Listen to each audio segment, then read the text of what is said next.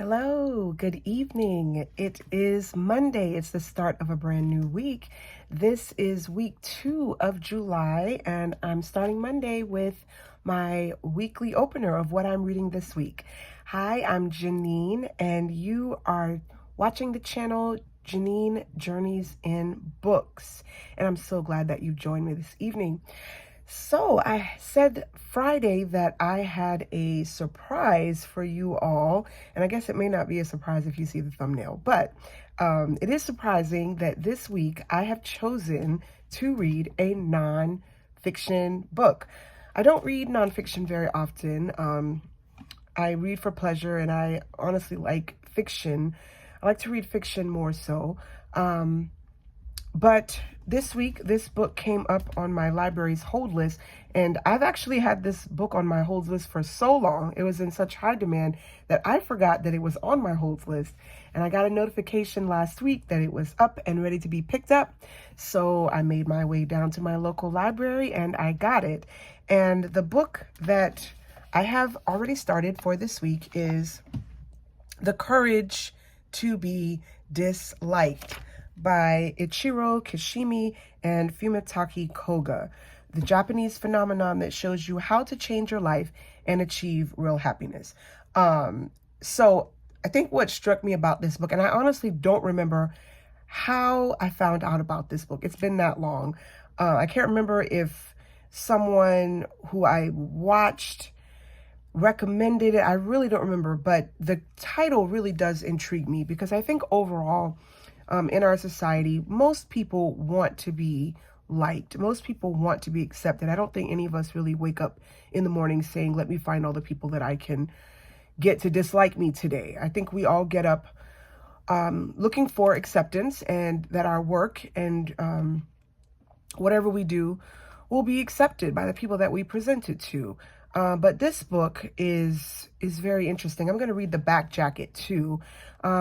Discover why unhappiness is something you choose for yourself. Life is not a competition. Admitting fault is not defeat.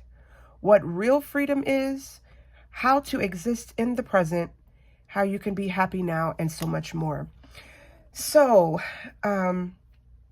far, I am on page, and I've got so many tabs in here. I am on page 72, and this book is, I'm flipping before the afterword.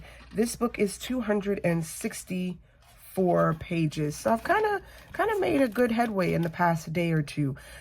So the style of this book is also very interesting. Overall, this would be considered like a psychology book or a philosophical book. And the way that it's written, if I can hold up, as you can see, it's kind of like a conversation. So there's a young person, and then there's a philosopher.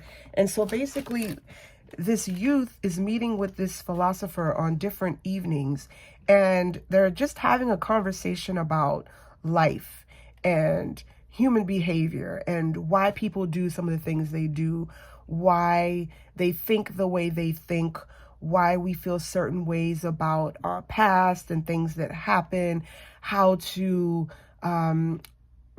reach our goals or achieve where we want to be in life, and how to deal with disappointment and past mistakes.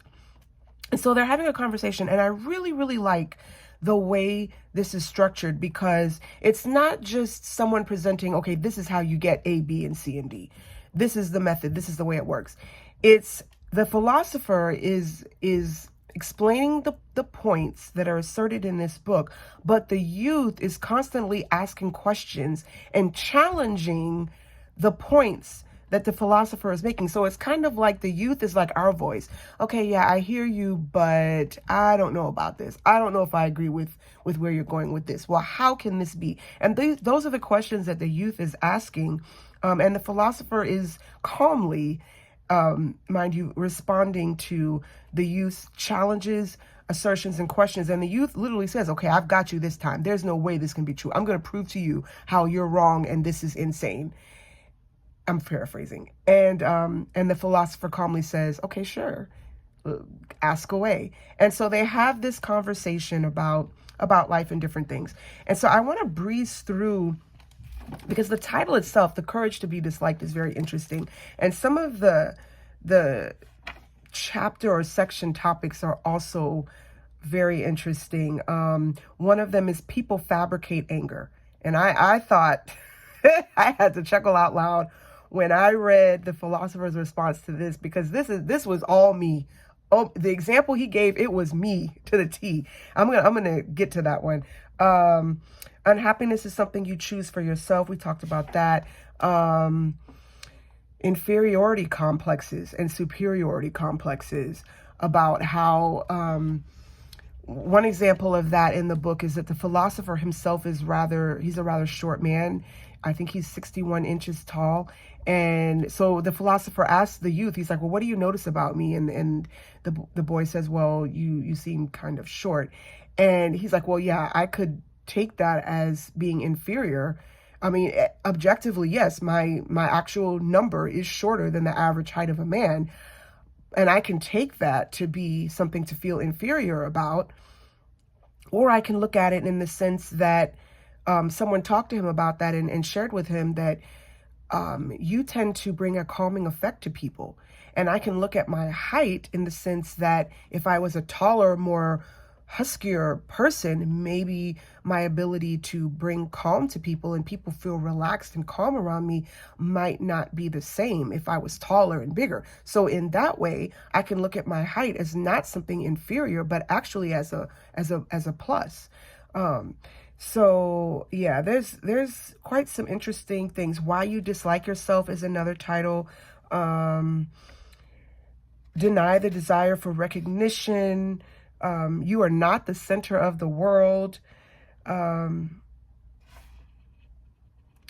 see. The essence of work is a contribution to the common good. Live like you're dancing. So some very interesting titles. Some of those I obviously have not got to yet. But I did just want to talk about a couple of the things that I came across early on in the book that I had to stop and go share with my husband, because we talk about a lot of philosophical and life things all the time. And I had to say that some of the people I think my husband follows and that my husband is starting to share the ideas of, I think they must have read this book, because some of these things my husband talks about quite a bit. But one of them is about how there's a well in this part of the world where the temperature, and I'm flipping to it, but I can tell it from memory. The temperature of the well stays about 60 degrees. Objectively, the temperature of the well is 60 degrees all year round. But the philosopher was saying that depending on the time of year that you go and drink water from that well, that water temperature is going to seem different to you. So regardless if it's 60 degrees, if you go there in the dead of summer and it's hot and you take a drink from that well, that water is going to seem cool or cold to you. If you go there and it's winter and there's snow all around and everything's frozen and you take a drink out of that well, the water might seem warm to you. But has the temperature of the water changed? No.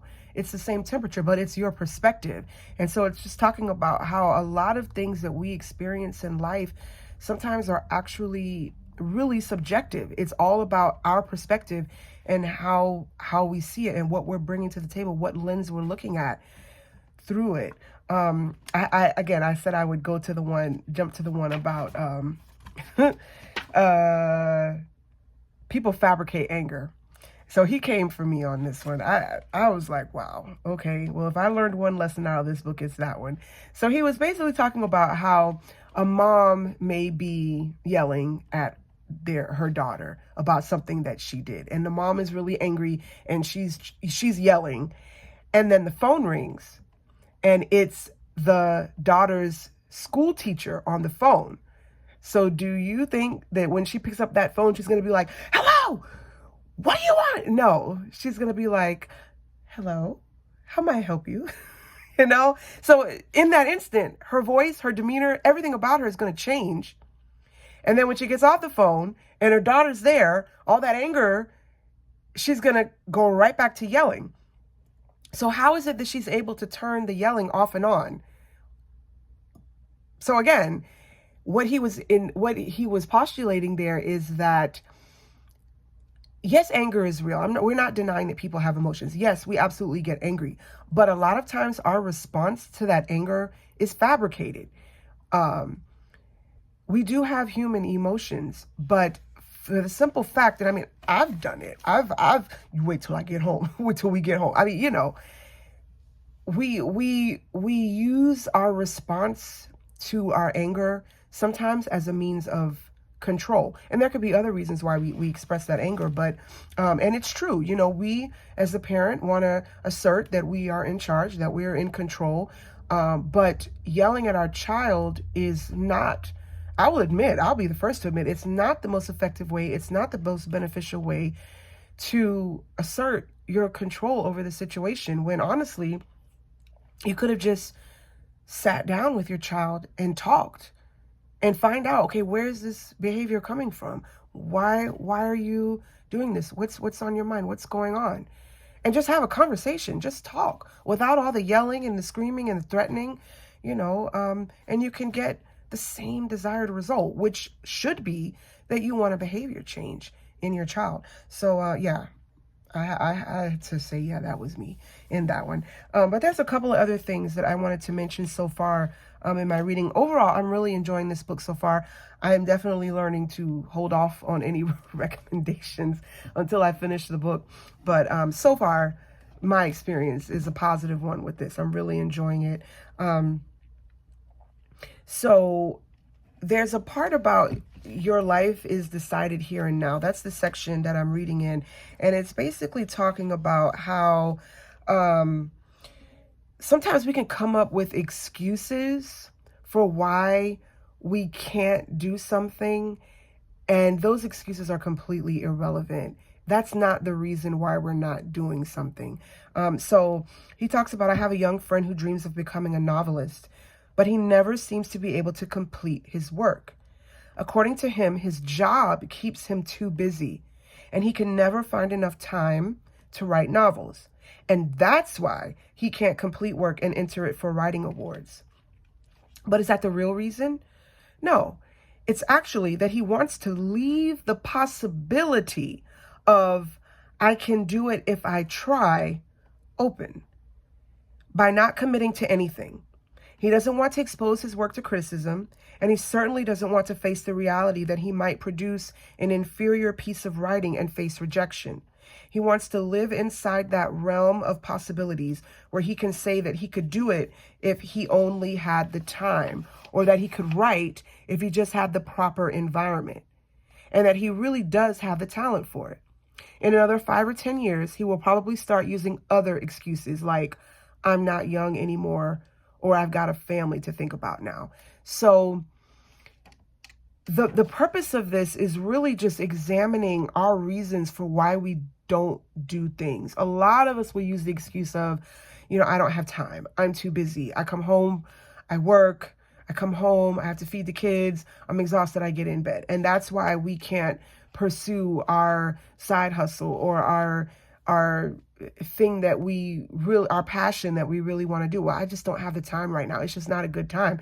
When it's possible that you've got this excuse because you just you're afraid to just step out and just do it. Or either the cost of doing it, you're just not willing. You don't want to give up right now. Giving up a couple of hours of sleep. No, I don't want to do that. I don't really want to do that right now. Giving up a couple of hours of sleep right now, when later on you could be in a place that you really want and maybe need to be. But it took some sacrificing up front, which it was just more comfortable to stay where I am or where you are. And so I've come up with these excuses as to why I can't. But the reality is I'm just more comfortable where I am. So that's just something to contemplate and consider. And so this is in the section about your life is decided here and now. And he calls it denying trauma. But there's an interesting quote that he has in here that says, no matter what has occurred in your life up to this point, it should have no bearing at all on how you live from now on. That you, living in the here and now, are the one who determines your own life. So basically, regardless of your education, where you grew up, whatever happened in your past, they postulate that it is completely irrelevant. That doesn't exist. What exists is the choices that you make from right now, this instant, going forward. And I had to agree with that, because honestly, it's the steps that you take every day that determine the course of your life. The choices I make right now, I'm choosing to film this video right now, that's determining the course of my life right now. I could have chose to watch a movie, and those choices would determine the course of my life right now. So it's actually your everyday actions that determine the course of your everyday choices, determine the course of your life, regardless of what happened in your past. And there's one other part that I again want to go back to, that inferiority and superiority complex. I really thought that was interesting, how he talks about not denying that we all feel inferior at times for things. And that can be beneficial, because feeling inferior can drive you to want to improve your life. And that's a good thing. You know, if you feel like the education that you have is not where you'd like it to be, you can take steps to improve that. If your cooking is not where you want it to be and you feel a little inferior in that area, I can take steps to improve that.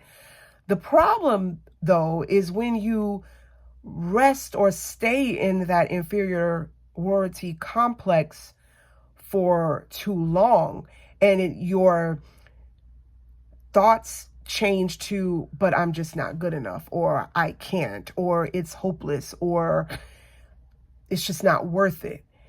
And that's a dangerous place to be for your self-esteem and for your progress. In addition to that, he was saying how staying in that place for a long amount of time can change into a superiority complex, where because you feel so inferior and you've internalized all of why you're not good enough and why you can't be good enough, now you strive to prove that you are good enough in toxic ways, like boasting, bragging,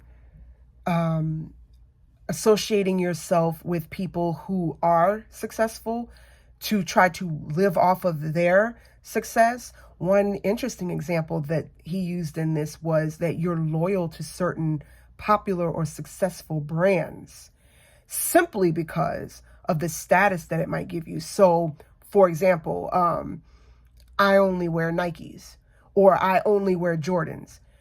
And it's not that it's necessarily, I mean, I don't know about shoes, but that's just an example. But it could be that the reason why you only wear Nikes is because somehow you feel like this gives you some kind of status, some kind of superiority complex over others who don't wear Nikes or can't afford to wear Nikes.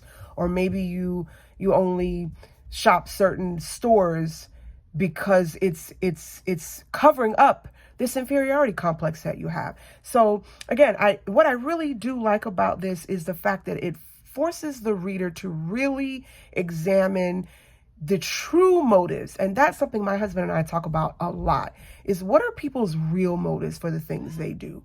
They say this is why, we give excuses, or we say this is what we are convicted by, but what are the real motives for why people, and especially our own selves, our own soul searching, why is it that we do what we do? And are we fooling our own selves sometimes in why we do what we do? Is it our honest, true convictions, or is it some deeper things that we just don't want to face? So again, I am really enjoying this so far. The Courage to Be Disliked. That is my read for this week. Ichiro, Kishimi, and Fumitake, Koga. So please share with me in the comments what you are reading this week. Are you reading fiction, nonfiction? what's the title of the book you're reading and the author, and let me know how you're enjoying it.